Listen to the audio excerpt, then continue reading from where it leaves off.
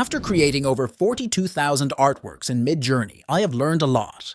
In this video, I am going to share some tips with you on how to define your style. Midjourney will make great-looking images out of almost anything you type in a prompt.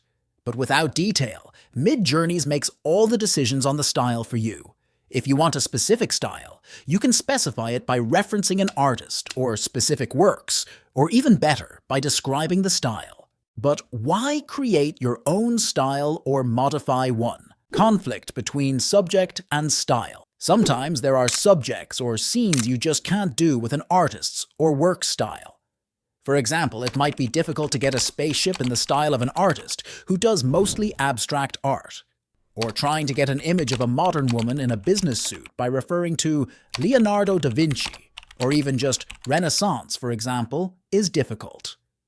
Without specifying otherwise, Midjourney will always give the subject clothes from that era. Tweak a style. Sometimes Midjourney doesn't render certain desired details typical to a style. Adding specific detail about it may help. For example, mentioning an artist may give images that look like the artist's work, but missing out on certain aspects, like cross-hatching for shading in an illustration or visible chisel marks in a sculpture.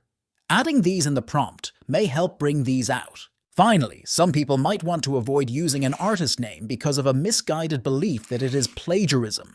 It's not, but that's for another video. Now let's see how to invoke styles. Some people will prompt "in the style of," followed by a style or technique.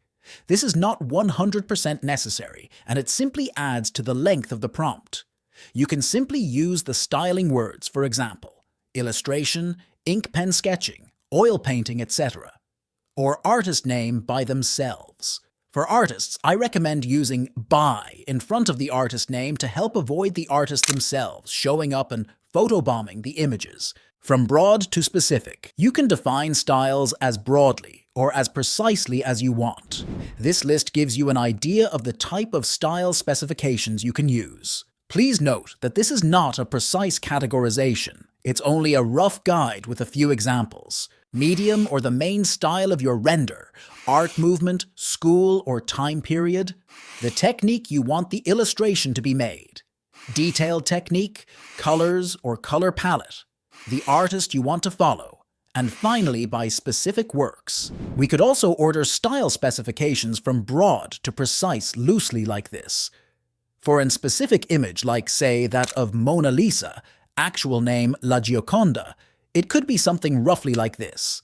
In this example, if you only specify high Renaissance, oil on canvas, sfumato, portrait, you'll get a painting in a similar style to La Gioconda, though it could use more details like on lighting and other elements. Now let's talk about implied styles and techniques. When trying to achieve a specific style, it's not necessary to mention everything. Some styles are implied. If you specify the artist or specific works, much of the broader styles are implied.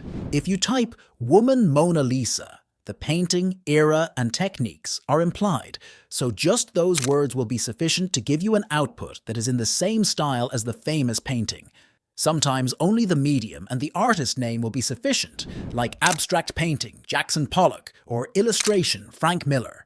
Unless the artist has a wide range of different styles using the same medium, Midjourney is likely to know what that looks like and what specific styles and techniques to emulate. But what if I don't know the style? Well, in this case, you can speed up the process by using ChatGPT or other language model to describe an artist's work or works in terms of art style, technique, or color palette used in their works.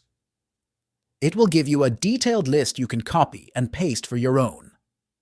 Another method I use is by using Midjourney itself. Instead of imagine, you are going to type describe. You just upload the image, and now it will give you different descriptions. You can generate them individually, or all of them at the same time to see the difference and take the words you need. My personal recommendation, test individual words. If you made it this far, I have a surprise for you. The reason I haven't uploaded videos is because I started making money with Midjourney. That is the reason why I have made more than 40,000 jobs, so I will be making videos on how I did it, and sharing with you the same exact strategies I used. Subscribe so you don't miss the last updates and methods. If you have more recommendations, please leave a comment and I will read them all. Thank you for watching and see you on the next video.